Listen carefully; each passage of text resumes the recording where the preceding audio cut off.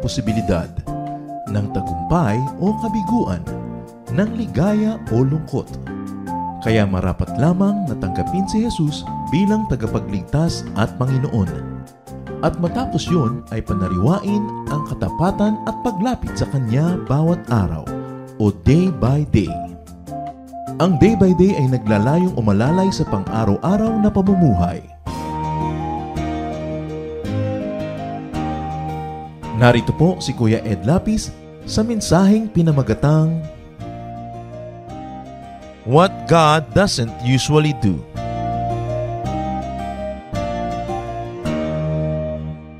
Marami pong nagagawa ang Panginoon, pero meron siyang pinipiling hindi gawin. By choice, there are things that God does not do, and it would be perilous, counterproductive, even out of place to abandon its enterprise to God if God wants us, people, human beings, to be the ones to take care of such things. Marami pong mga bagay na ginagawa para sa atin ng Diyos, pero merong bagay na dapat tayo ang gumawa. Ang pag-aaral po natin, what God doesn't usually do, kung ano mga hindi ginagawa ng Diyos.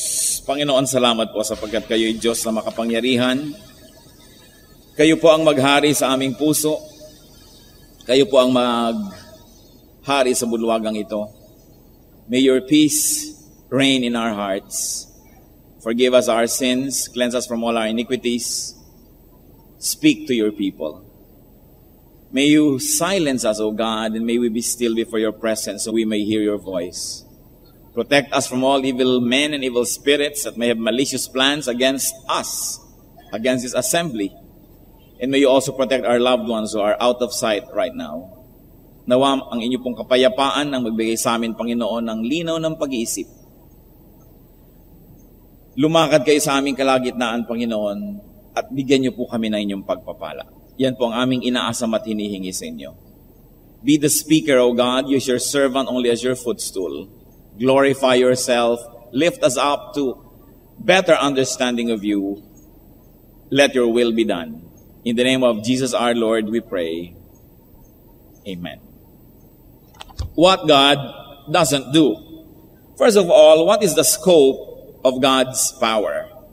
Hanggang saan nga ba't ano ang hangganan ng kapangyarihan ng Diyos? Of course, as the Bible tells us, the scope of God's power is limitless. Walang hangganan ang kapangyarihan ng Diyos. Kinausap niya si Job, sabi niya sa chapter 41, verse 11, Who has claim against me that I must pay? Everything under heaven belongs to me. And Job chapters 38 up to 41 is a long discourse that details God's power over all of creation. So what is the scope of God's power? God created everything. Ang lahat-lahat ay likha ng Diyos. Psalm 24 verse 1, The earth is the Lord's, and everything in it, the world and all who live in it. Yan daw ang sinasabi. Ang buong daigdig at ang lahat ng laman nito ay sa Panginoon. Isaiah 42 verse 5, this is what God the Lord says. He created the heavens and stretched them out, spread out the earth and all that comes out of it, gives breath to its people and life to those who walk on it. Kaya hindi maiiwasan, hindi matatakasan, hindi masusukat ang kapangyarihan ng Diyos dahil sa Kanya galing ang lahat at Siya ang may hawak ng lahat. God created not only everything, but also everyone, very specially. Isaiah 45:12, It is I who made the earth and created mankind upon it. So ang Diyos ang lumikha ng tao. God sustains, God controls everything and all powers and all processes in creation. Wala pong umaandar na sistema, law of nature, power of all created beings and things that did not come from God, that was not designed by God, and it is not under God's control. Psalm 8:3, When I consider your heavens, the work of your fingers, the moon and the stars which you have set in place. So what a consideration and realization. Colossians 1:17, He is before all things, and in Him all things hold together. Referring to the Lord Jesus, the physical manifestation of God, the human revelation of the divine God. He is before all things. Hindi lang ibig sabihin na before in terms of time, but before in terms of position, in front of, above everything. At siya ang humahawak ng lahat, kahit ng atomic power, ng energy, ng gravity, all the, what you might call, laws of nature. So this is the scope of God's power. It is limitless. What about the exercise of God's power? First of all, it is by God's nature that He will exercise His power. God's power is, by His nature, there and always there. Psalm 66 verse 7, He rules forever by His power. But the exercise of God's power is also by God's choice. Romans 9:22, what if God chooses to show His wrath and make His power known? So God can choose to show the power of His wrath or the power of His love. The power of His care or the power of His discipline. God is the choice. Which aspect, which facet of that power He would show. Kaya para rin tayong mga magulang na may kapangyarihan sa ating mga anak, pwede rin tayong pumili kung tayo ba ay magpapakita ng bagsik o ng affection. Magpapakita ba tayo ngayon ng pamalo o ng mag-aabot ba tayo ng tinapay sa ating anak? It's a choice. And the central point of what we're trying to discuss today is that God has chosen not to control man. When we say man, we don't mean male, we mean man and woman. As in Tagalog, tao na walang gender reference. Ganun man ang kapangyarihan ng Diyos, pinili niya na hindi niya gawing robot ang tao. Hindi niya kontrolin ang utak ng tao at hindi niya paikutin na parang isa lamang na makina. God gave and God gives man free will. Free choice. Yan ang pinagkaiba ng tao sa lahat ng nilalang ng Diyos. Binigyan tayo ng laya na pumili kung ano ang gusto nating puntahan, gawin. Kaya labag sa paglikha ng Diyos na ang tao ay hindi malaya. Kaya hindi dapat natin sinusuppress, kinokontrol ang tao dahil lang may kapangyarihan tayo sa Kanya.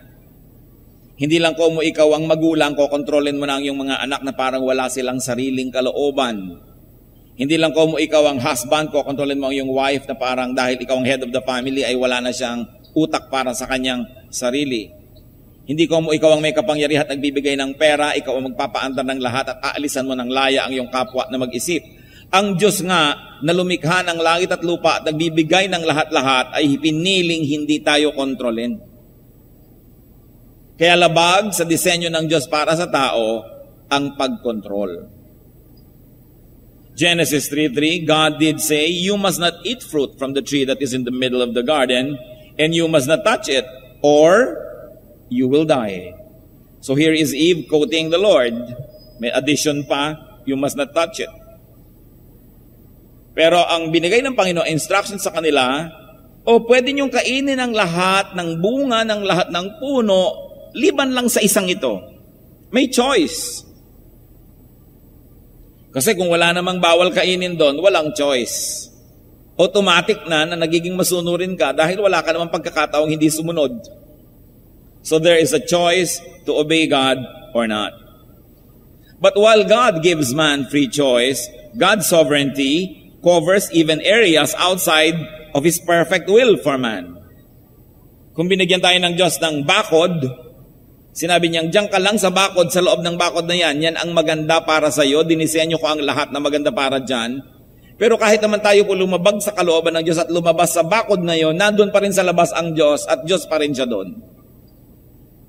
Kaya lang hindi na kasing ganda at kasing ayos, kasi hindi na yun ang perfect will niya para sa atin. Pero nandun pa rin siya, kaya kung nadapa ka doon, nagkamali, Diyos ko, ibalik niyo po ako doon sa dati, natutulungan kang ibalik kasi nandun pa rin siya. Parang sinabi mo sa iyong anak na maliit, huwag kang lalabas ng bahay, pero nandun ka rin sa labas. Kung lumabas siya, nandun ka pa rin para iligtas siya kung siya'y mapahamak. Although nagkakaroon siya ng mga damages at sugat dahil hindi siya sumunod, pero walang lugar na pwedeng puntahan maging yung mga disobedient people na wala pa rin doon ang Diyos. Ganon ang lawak ng kanyang kapangyarihan, pero pinipili niya kung paano niya yon ipatutupad sa atin at kailangan ng ating pagsang-ayon, ang ating pagsunod. Because God gave man free will, God ordained also upon man responsibility and accountability. Kasi sabi niya, pagka ito, kinain mo, itong bawal, ito mangyayari sa iyo, kailangan panagutan mo. Accountable ka, magsusulit, susukatin, sumunod ka ba o hindi. At kung hindi ka sumunod, ito magiging bunga. Pero kung susunod ka, heto naman ang magandang magiging bunga para sa iyo. Pagpili. Genesis 3:17. To Adam he said, because you listened to your wife and ate from the tree about which I commanded you, you must not eat of it. Cursed is the ground because of you. Through painful toil you will eat of it all the days of your life. But God's will is still God of such a difficult agricultural enterprise. Even though man got out of the free fruits garden, kumain ka kahit anong gusto mo dito, nung lumabas siya dyan, at siya ay nag-agriculture, may mga tinik, may mga dawag, may hirap, Diyos pa rin ay ang nandoon. Kaya lang hindi na yun ang perfect will of God for man, it has now become the permissive will. Pinapayagan na lang niya, pero hindi sana yun ang pinakagusto niya para sa tao, pero Diyos pa rin siya doon. What is our conclusion about all of this that we have been discussing? That God teaches man to be godly. God guides and encourages man unto godliness. God helps and empowers man unto godliness. But God does not impose His will and His power on man's will. God does not bypass man's free will. Tulad mo nang nasabi na iulitin ko lang, wala naman pwedeng puntahan maging ang sumusuway sa Diyos na wala ron ng Diyos, pero merong mga lugar na yun ang pinakaibig ng Diyos para sa kanyang mga anak, at kung susundin lang ang Diyos at doon tayo mananatilit, hindi tayo lalabas doon, yun ang paraiso dapat ng buhay. Pero dahil may mga lumalabas, kaya marami po mga Kristiyano yung tinatawag natin na nagbabackslide, lumalabas doon sa bakod na dapat ay nandun lang tayo sa loob, magkakasakit, mahihirapan, malilito, matatakot, madadamage, magsisisi, magbabagong loob, magpapabalik sa Diyos at aakayin naman Diyos, pabalik mo na naman sa loob ng bakuran ng kanyang proteksyon, ng kanyang pag-ibig at ng kanyang biyaya. Kaya, yun ding mga anak ng Diyos na lumalabas, maganda nga na napapahamak, nagkakasakit, nahihirapan, kasi nag-iisip bumalik. Kasi kung nasarapan lalo, hindi na mag-iisip bumalik yan. Kaya nagiging blessing ang palo ng Diyos. Ang disiplina ng Diyos, blessing yan. Kasi naaalala nating wala tayo sa tamang lugar. So, God does not impose His will upon people, although He can if He likes. But God does not usually change people. And this is the heart of the matter. I have often encountered many people that come to me and say, Pastor, pray for my son. Ask God to change him. I said, what if your son doesn't change? Then it's God's fault that God did not change him. I don't think God changes people. God teaches people. God gives people the direction. God paves the way, opens the door, welcomes people, but He doesn't force people into His kingdom. Kasi po kung ang Diyos ang nagpapabago sa tao, di kasalanan ng Diyos na may hindi nagbago. Kasi siya pala nagpapabago, di hindi nagbago, hindi niya pinagbago, so sino ngayon masisisi? Kaya, napakahalagang maunawaan na hindi marapat ipanalangin sa Diyos na baguhin mo po ang asawa ko, baguhin mo po ang anak ko, baguhin mo po ang kung sino-sino. Pwede natin siguro sabihin, baguhin niyo po ako. God changed me. That's possible because this is your will, asking for it, surrendering your will to God's will, then it can happen. But for you to ask God, Lord, impose your will on my husband or on my son and change him, that doesn't seem to fit in God's design. And of course, when you say, God changed me, it means that you are willing to obey. Because you, the owner of your will, is asking God to change you. So you must be willing to be changed. Kaya napakahalaga po na nauunawaan natin ito. baguhin niyo po ako, Panginoon, pero hindi naman yan magic, na biglang, ting, nagbago ka. Pag sinabi natin, Lord, change me, you're not asking for a magic wand. Because you're asking God to show you how. That means you will open your eyes and your ears, and you will obey God's direction, so you will change. In effect, this is God enabling and empowering, but the human being deciding to receive and practice that enablement and empowerment so that he may be changed. You say, sabi natin, usually God does not change people because God can marshal divine prerogative and God cannot be limited. If God really wants to change you, it's not too hard. But God, as we see in the Bible and as revealed in the way of His dealings with people, God chooses not to change people. Job 42, 1-2, Job replied to the Lord, I know that you can do all things. No plan of yours can be thwarted. Yes, the Lord can, but the Lord may not. Choice niya yun. So it would and could be unfruitful to ask God to change you or other people. Because we have already mentioned, if the subject you're praying for doesn't change, then could it be God's fault that God did not change him? So what can we do about people that we really pray for? Anong pwede natin gawin para sa mga taong talagang hinahangad nating magbago? We had better do something that may help the subject change his or her mind towards God. Something we can do as human beings, something that God wants us to do, something that God teaches us and enables us to do. Like, give a good testimony and witness. You like people close to you to change towards God? Give a good testimony and witness. Nobody can challenge a good testimony. And a good testimony does not invite debates. Isa pong magandang patotoo, magandang halimbawa, yan ang marapat ating pagpaguran kaysa hingin natin ang hingin sa Diyos sa pagbaguhin ng ating kapwa. Another thing we can do is to create a favorable climate for study, for understanding, and appreciation of God and God's Word. You want people to change? Create situations wherein they will encounter God through you and through other people in whose hearts God rules. Kaya kung tayo po ay nagpapatugtog ng mga makadiyos sa awitin, nagkuko tayo sa scripture, well-timed ha, hindi naman yung lagi na lang meron, kahit na hindi maganda yung timing. And then we allow people to witness the changes happening in us because of our faith, then they may be challenged, they may be inspired to think about changing their own minds too. Kaya ang sabi po ng Panginoon, Matthew 5:16, in the same way, let your light shine before men, that they may see your good deeds and praise your Father in heaven.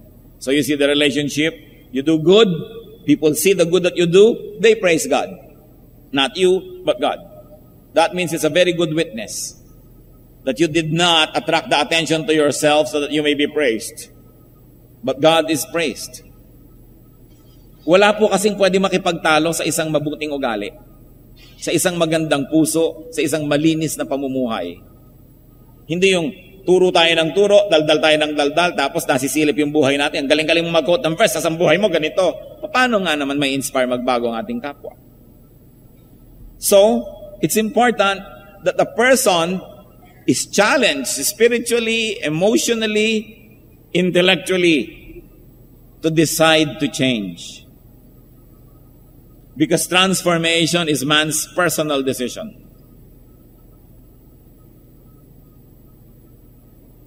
Transformation is man's personal action. You cannot do it for someone else. And as we have already so repeatedly mentioned, God does not do it for people. People have to decide. Romans 12:2. Do not conform any longer to the pattern of this world, but may insert the you just for emphasis, but you be transformed by the renewing of your mind. Then you will be able to test and approve what God's will is. His good, pleasing, and perfect will. Sabi, huwag na kayong makiayon sa takbo ng sanlibutan, kundi magbago kayo.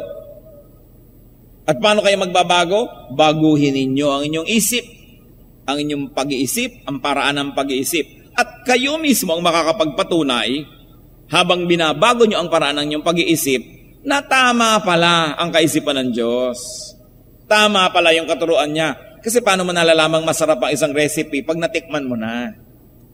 So paano mo nalalamang tama ang Diyos pag nasubukan mo ng sundin? Kaya sabi, ang pasimula ay pagbabago ng isip. Na sa atin namang, sa Tagalog, sinasabi natin, pagbabagong loob. Paghuhunos dili. Pagpapalit ng dili-dili o pag-iisip. At ang lahat po ng pagbabago, nasa isip.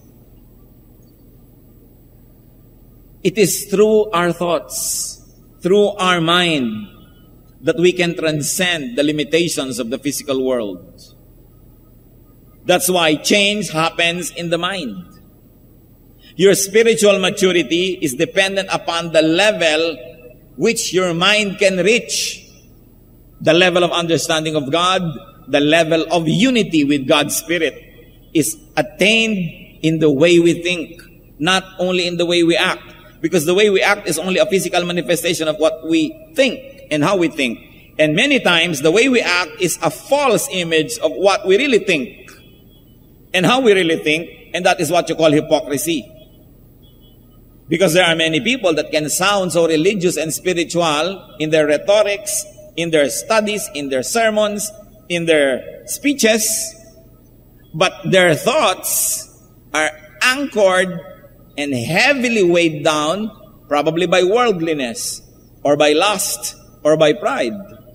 So that no matter how highly you speak, your thought is not really up there but down here, then you are not spiritually evolved. True spiritual growth happens when the mind comprehends higher and higher truths about God. That's why it is important to meditate. The Bible says, I meditate on your word. Night and day I meditate. Because it is through the changing of the thinking process that deeds, words, and actions will begin to change. Kaya sa pag-iisip, ang challenge mga kapatid ay ito. Malinis ang inyong lengguwahe, pero malinis ba ang inyong isip? Our language may be sanitized, but are our thoughts really clean? Because we can be as good only as our thoughts, not as our words. Because words can be deceptive. And it is God who sees our thoughts. And it is through thoughts that we connect to the spiritual world. That's why it is important to discipline the mind. Pag nabago ang pag-iisip, magbabago ang lahat. You want people to change? They must decide to change the way they think. And how can we help? By changing the stimuli around them so that their response may at least be directed towards a desired result. Kung sila ay pinapakain natin ng spiritual food, ang tendency makakain sila noon at ang lumabas sa kanila ay spirituality. Kaya paulit-ulit natin sinasabi yung kahalagahan ng testimony kesa sa ipanalangin mong baguhin siya ng Diyos. Uulit-ulitin ko mga kapatid, hindi po ang ating pagkilos o pananalita ang tunay na sukatan, ang ating pag-iisip. Kaya ang sabi ng Panginoon, well, you teach do not commit adultery, but I'm telling you, if you look at a woman lustfully, you already committed adultery with her in your mind. So, the Lord is not looking at the physical restraint that you put upon yourself, because He sees that in your mind, you're already entertaining adulterous thoughts. And that has been already committed as far as God is concerned. Because in the spiritual world, in the world of thoughts, it already happened. Although it only lacks the physical manifestation in the material world. Tatandaan niyo po, there is a spiritual body and there's a physical body. Kaya mahalaga ang pagbabantay sa ating pag-iisip. 1 Thessalonians 4:11-12. In encouraging people to change to God, make it your ambition to lead a quiet life, so that your daily life may win the respect of outsiders. And only when there is that kind of respect will we be able to earn the right to be heard. And faith comes from hearing. So we must earn the right to be heard. And we earn it by leading a quiet life. Not a troublesome life, so that we don't become meddlers and gossip mongers, mga pakialamero at nanggugulo at mahilig makipagdebate, sapagkat hindi uuwi yan sa pagbabagong loob ng ating kapwa. So let us not ask God to perform an invasive procedure by asking Him to change people's minds. Our divine and urgent tasks are, one, to change our own minds first. That we can do. That we can ask God to do because it has our consent. It has our submission. Then it can be done. Change our own minds toward God and godliness. Colossians 3:10, put on the new self, which is being renewed in the knowledge, in the image of its Creator. Patuloy na isuot ang mga bago nating pagkatao araw-araw. Kumbaga yung balat, hindi ba naluluma yan, hinihilod, ine-exfoliate dahil luma na. So we continue to do spiritual exfoliation every day, that we always wear new skin. Our newly created person continuously being renewed by God's power and grace every day. And what else can we do? Be the salt of the earth, be the light of the world. As Matthew 5:13 and 14 says, you are the salt of the earth, you are the light of the world. When we perform that divine task, duty, and privilege, we help people to decide to change. So inspire, influence, teach, lead, and empower others to make similar decisions of godliness. But I, you, me, we all change first. That is an important step to take, that you change first. Then show other people the way. How many of us could be praying that God would change our loved ones? Instead, we can do what is doable and what agrees with what is revealed in the Bible as to how God deals with men. Help people so that they can make their own decisions to change. Meron po ba tayo na mga katangian o kapintasan na nagiging dahilan para tanggihan ng tao ang mga mensahe ng Diyos? Madalas po nangyayari yan, mga kapatid, kung minsan hindi naman nyo ayaw yung ibinibigay, pero ayaw nyo yung pinanggalingan o nagbigay, tinatanggihan nyo tuloy. Pero kung gusto nyo nagbigay, kahit hindi nyo naman gusto yung ibinigay, pinapahalagahan nyo rin. So kung tayo po ang nag-aabot, nagbibigay ng salita ng Diyos, gaano karaming beses na natatanggihan dahil tayo pala ang ayaw at hindi naman Diyos ang tinatanggihan. Nadadamay lang tuloy yung katuruan dahil dun sa ating sariling image. Meron naman, I've encountered mothers who would talk to me, a particular mother in front of her son, and says, Pastor, you talk to my son, he's very hard-headed. So, what do you think of me, a magician? In front pa of the subject. Meron man naman sabi, ito mga anak ko, tikas-tikas ng ulo, Pastor, baguhin nyo nga ito. Pagsabihan nyo nga. Siyempre, lalong titigas ang puso ng bata dahil pinapahiya. Kasi ko kaya matigas ang ulo ng batang ito dahil yung nanay niya, ang style. No? Kahit siguro hindi matigas ang ulo mo, titigas nga eh. At paninigasan mo para lamang ikaw manalo doon sa contest na iniimbento niya. Gaano ba naman kahirap na solohin ako, yung pong anak ko, maraming problema, ano bang pwede natin gawin? Pero para sabihin mo sa harap ng bata, o kaya may problema. Dahil sa style. Meron naman ako nakita sa isang Christian bookstore na karatula, books that can change your life.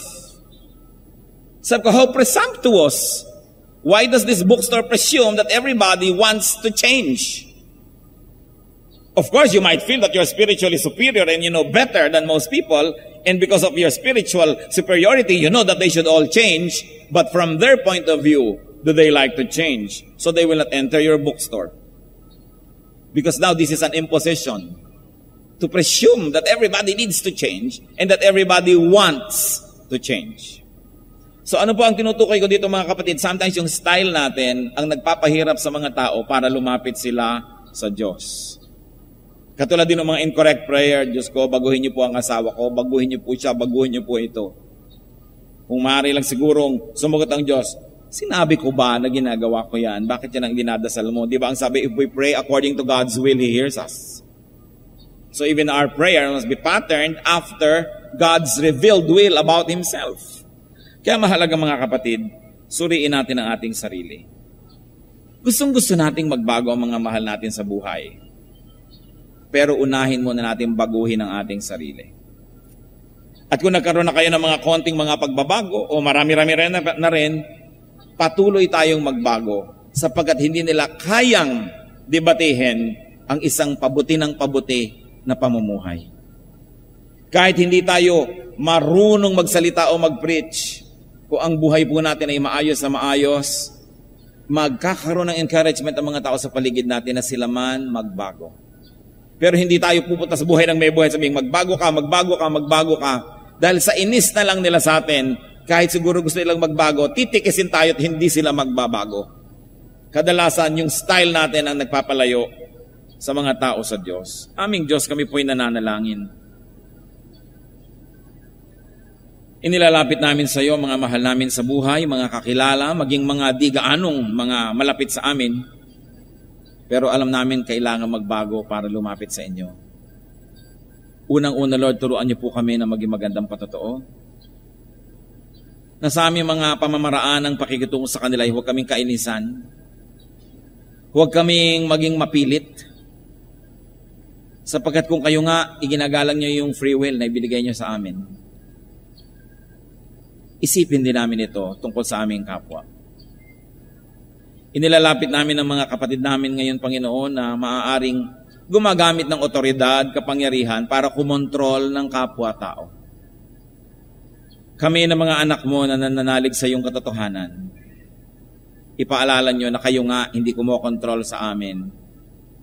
Kaya turuan nyo rin kami, Panginoon, na luwag-luwagan ang hawak sa mga tao. Maski sila'y pakain namin, tinutulungan, ay huwag kami mag-Diyos-Diyosan sa kanilang buhay. Tularan namin ang inyong halimbawa. All of us, O God, that you have empowered to have influence over others, teach us not to control people. Teach us not to take away from them their basic character as a human being created by you, and that you have given people freedom. While we want an orderly society, an orderly organization, orderly families, teach all of us, especially those who have authorities, to know our limits and not to interfere in the very personal freedoms of people around us. Teach husbands and wives not to suffocate and choke each other. Teach parents not to play God and even exceed your role as God, O God, in the lives of their children. Teach us, O Lord, to respect even people who disagree with us. And teach us to respect the time and the timing in which people grow and change. Teach us to be patient, especially concerning the spiritual growth of people around us. That we don't plant seeds and then unearth them to see if they're growing, but give them time to grow. Ipakita mo sa amin, Panginoon, din ang pananagutan namin na kung nais naming magbago ang mga tao sa aming paligid, kami muna ang mauna. Magbulay-bulay tayo mga kapatid kung ano sa mga ugali natin ang tagal-tagal lang nandyan ay dapat magbago. Pagkatapos nagtataka tayo, may mga kapwa tayong hindi nagbabago. In some moment of prayer, let's think about our own stubbornness and let's surrender to the Lord the things we should have surrendered long ago. Our brands of hard-headedness that might have been making it difficult for other people to be inspired to change.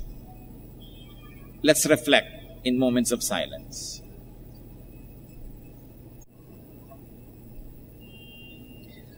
Salamat din, Panginoon, dahil maaari kaming manalangin para sa mga taong talagang sa tingin namin ay kailangan ng pagbabago. Inilalapit namin sila sa iyo ngayon, hindi para kayo ang magbago sa kanila, kundi para turuan nyo kami kung paano sila maaabot. Let us pray for people, especially people close to you, that you really believe needs a lot of changing to do. And let us pray to God that God may give us wisdom how we may, in our own capacity, inspire and encourage them to change without imposing on them. Let us review the way we interact with them and the way we deal with these people and see if there's any area of improvement that we must ask God to help us do. Magbulay-bulay tayo at isipin kung ano ang mga maaari nating itulong sa ating kapwa. At kung meron tayong dapat na hakbang na gawin, palinawin sa atin ito ng Diyos. Alalahanin niyo mga kapatid ang mga tao ngayon na talagang kailangan ng pagbabago.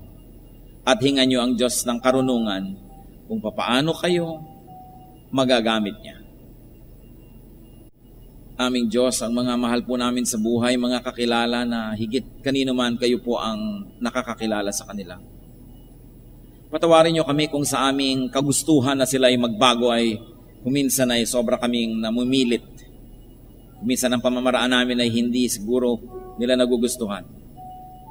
Bigyan niyo po kami ng karunungan, Panginoon, nang maging kasangkapan niyo kami upang sila ay maabot at kami ay maging tulong, hindi hadlang, para magpasya sila na lumapit sa inyo at patuloy na magbago.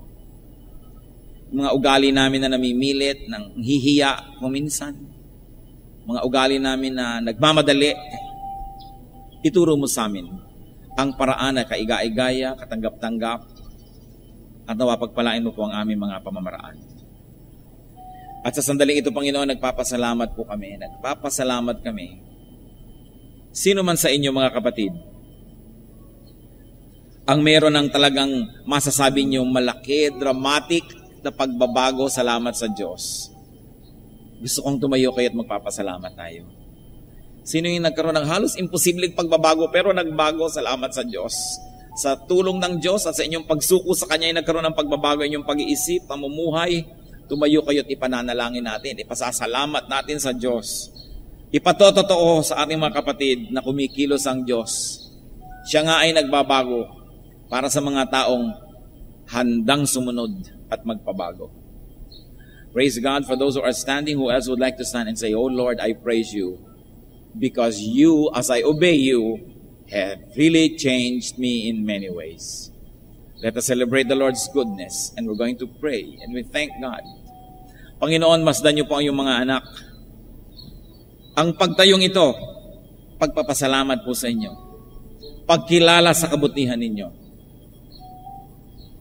Isang pamaraan ng pagpapasalamat, Panginoon, na sinasabing kayo ay buhay na Diyos, kumikilos at pinatotoohan. Kayo, Panginoon, ang nakakaalam ng itinatayo ng mga taong ito. Alam niyo kung bakit. Salamat sa inyo. At nawa, Panginoon, ang lahat ng iyong mga anak na nagkakaroon ng mga hirap na espiritual, ma-realize ang mga dapat gawin. Sa inyo tumawag at sumunod. At nawa, kung meron ngayong mga kapatid na merong dapat baguhin sa kanilang buhay, kami, Panginoon, ay nagkakaisa sa panalangin na nawa kumilos po kayo sa kanila. Salamat sa inyong pagtayo. Maupo na kayo at patuloy tayo sa diwa ng panalangin. At ngayon naman, bilang pangwakas sa panalangin, nais ko na ipanalangin ang mga kapatid na kayo mismo nahihirapan sa isa o dalawa o ilang larangan ng inyong buhay na magbago. Pero kayo ang nagsasabi sa Panginoon ngayon na, Diyos ko, ibinibigay ko po sa inyo ang aking buhay, ang aking puso. Turuan niyo ako, gusto kong sumunod sa inyo, baguhin niyo po ako. Ibinibigay ko sa inyo yung aking will, and let your will be done in my life. Whoever has a great struggle about spiritual change, and now your will, you want to surrender to God and ask Him, Lord, let your will be done. I ask for your power. You stand right now because we're going to pray for you. God is here and God dispenses blessing. Praise God. Who else would like to say, Lord, I decide, I like to change, but I cannot on my own, so I ask you to help me. And I will open my heart and my mind and my life to you and to your chosen instruments so that I may change. Masdan nyo na naman, Panginoon, itong mga pagtayong ito. Mga anak mo naman na kumikilala na meron talagang kailangang pagbabago sa buhay. Pero dahil sa hina ko minsan ng loob, hina ng katawan, hina ng desisyon, at sa lakas kung minsan ng mga nasa paligid, hindi makapangyari ang pagbabago. Ayon sa iyong kapangyarihan, O Diyos, ayon sa iyong pangakong binitawan, ayon sa iyong mga salita, bigyan mo ng kaliwanagan ng mga anak mong ito. Ipakita mo kung anong dapat baguhin at kung ano ang paraan para magbago. Buksan mo ang mga matatainga sa iyong salita. Maging ang puso nila ay maging bukas sa mga taong gagamitin mo upang sila ay iyong maturuan, makakay, mapalakas. Lord, we ask for this kind of change. And these people who stand before you, custodians of the free will that you have given to them, surrender that will right now and ask you, let your will be done. Lord, may your power be made real. May you reveal the ways through which changes can happen, and may these changes glorify you and lift all of us up. Pagpalain mo ang mga tao ito, Panginoon. Palakasin mo ang mga kahinaan. Patalinuhin mo, Panginoon. Bigyan mo ng kakayahang makilala ang mga tukso at bigyan mo, Panginoon, ng lakas ng loob na magpasya na gawin ang tama. Pinupuri namin kayo, O Diyos, sa pagkilos sa aming kalagitnaan. Kayo'y Diyos na nagbabago at nagpapabago sa taong nagsusuko ng kanyang kalooban sa inyo. May your will be done. Praise you, Father, in the name of the Lord Jesus.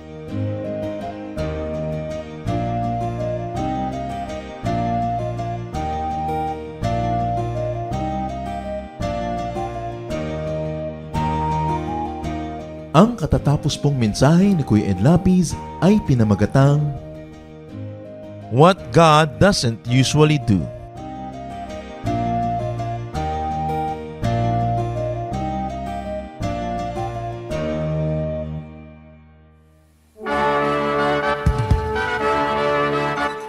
Halina't sama-samang sumamba at magdiwang sa Day by Day Jesus Celebration kasama si Kuya Ed Lapiz.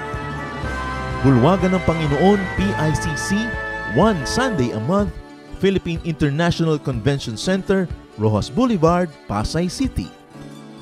All other Sundays sa mga day-by-day mini-bulwagan ang pagtitipon.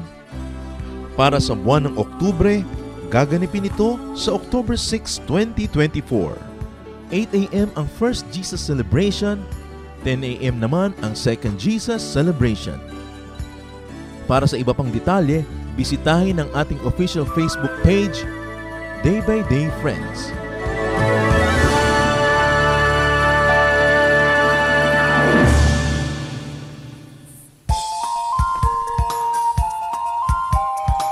Mabuhay!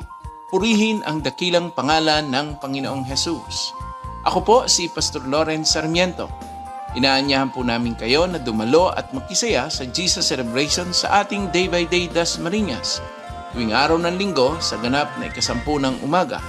Ang Day by Day Dasmariñas ay matatagpuan sa Public Market Road in front of Emilio Aguinaldo College, South Gate, San Agustin 2, City of Dasmariñas, Cavite. Para po sa detalye ng schedules at location, maaari po ninyong tawagan o i-text ang cellphone number 0929-606-3184 o 0930-196-9640. Halinang ipagdiwang ang Panginoong Hesus.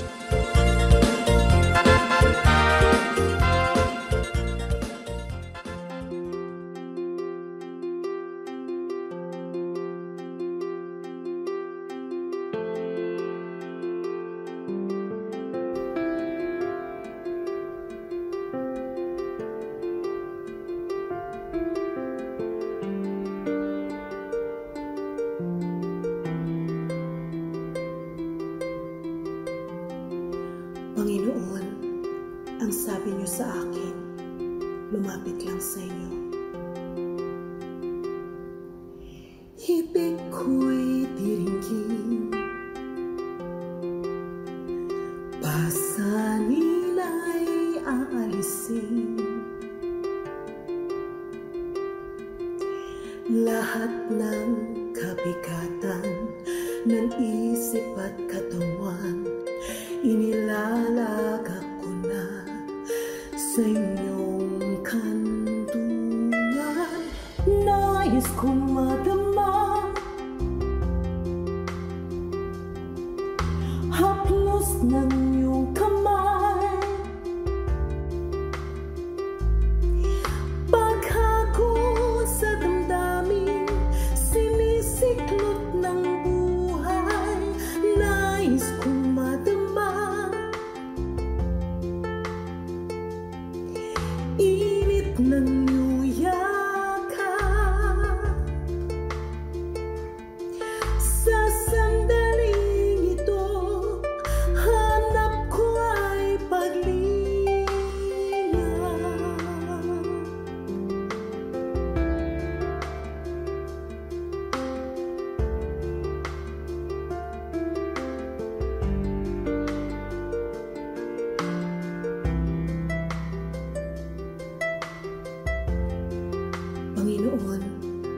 tinatanggap ko po ang inyong paanyaya. Dito sa piling mo, nais kong magpahinga.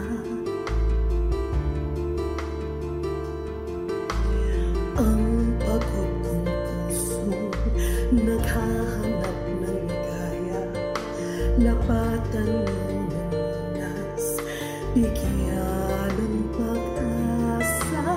Nais kong madama haplos ng iyong kamay,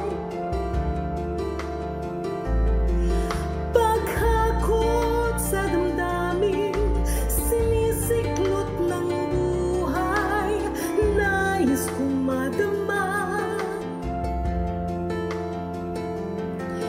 init ng iyong yakap. Sa sandaling ito, hanap ko ay paglinga.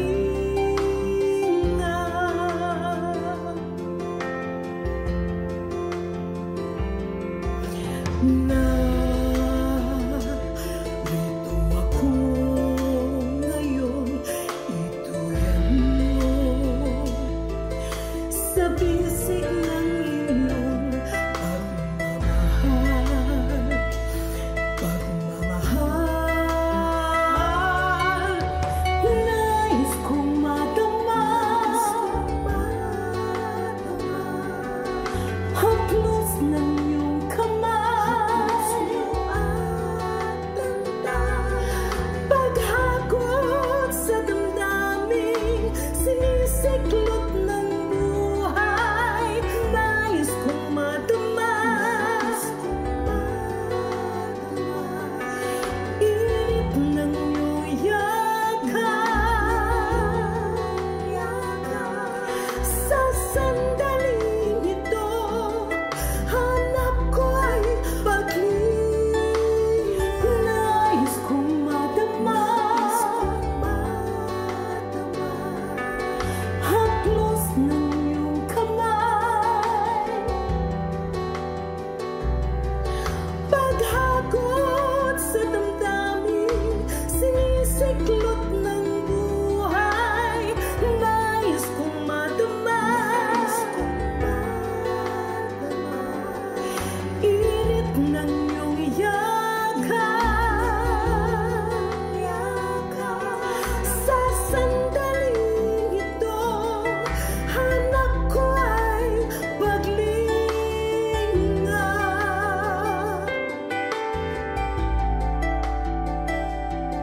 Sa sandaling ito, hanap ko ay paglinga.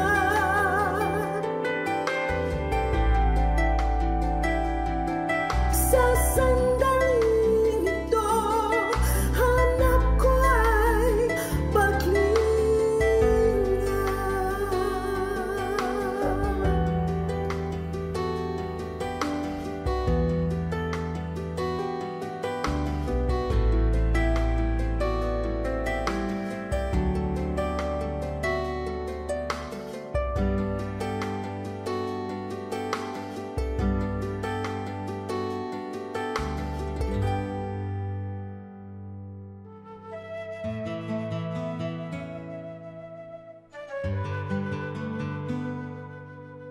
Bakit napaka-popular ng pagpipinitensya sa Pilipino? Ang Pilipino kasi mahilig tayong makiisa kahit sa nagdurusa. At karamihan sa mga nagpepenitensya, hindi naman talaga humihingi ng tawad sa kasalanan nila yan eh. Yan ang misunderstanding ng maraming Bible scholars. Yung mga nagpepenitensya, nakikiisa sa hirap ni Kristo. Kumbaga dinadamayan nila si Kristo. For better or for worse, yun ang kanilang niloloob. At marami dyan panata. Halimbawa, meron silang kailangan na gumaling na kamag-anak, meron silang mga inilalapit. Hindi lang sila basta humihingi sa Diyos, namamanata sila na sabi nun, pepenitensya ako ng 7 taon, 5 taon. For better or for worse, biblical man o hindi, ang nasa kalooban ng tao, gustong makisama at makihati sa paghihirap ni Jesus.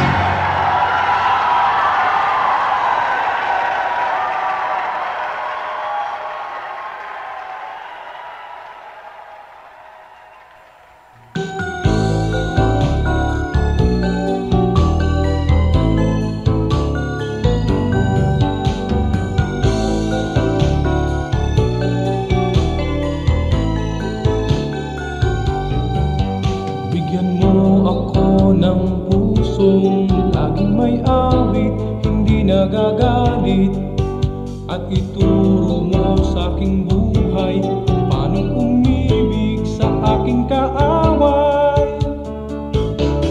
Kahinahunan, kahinahunan, kahinahunan yung ibigay. Kahinahunan, kahinahunan, bunga ng Espiritong buhay. Kahinahunan, kahinahunan, kahinahunan yung ibigay. Kahinahunan, kahinahunan, bunga ng Espiritong buhay. Bigyan mo ako ng pusong napaawat, nagpapatawad, upang di ako mapaaway. Hinahon ng puso'y aking kaagapay. Kahinahunan, kahinahunan, kahinahunan yung ibigay. Kahinahunan, kahinahunan, bunga ng Espiritong buhay. Kahinahunan, kahinahunan, kahinahunan yung ibigay. Kahinahunan, kahinahunan, bunga ng Espiritong buhay.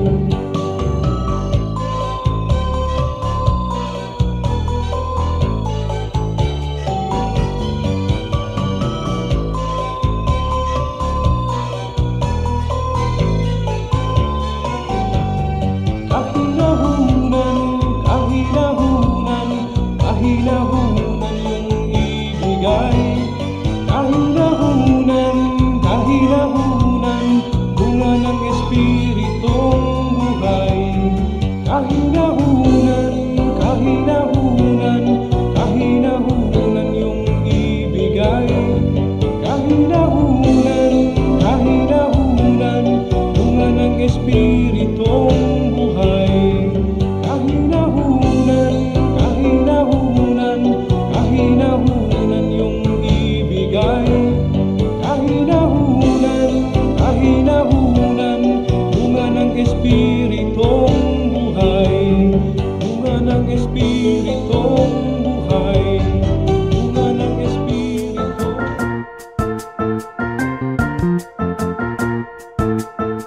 Oras na po para pansamantalang magpaalam ang programang Day by Day. Tayo po'y magsama-sama tuwing ika-6 hanggang ika-7 ng umaga, araw-araw. Magandang umaga po at mabuhay ang Panginoong Hesus!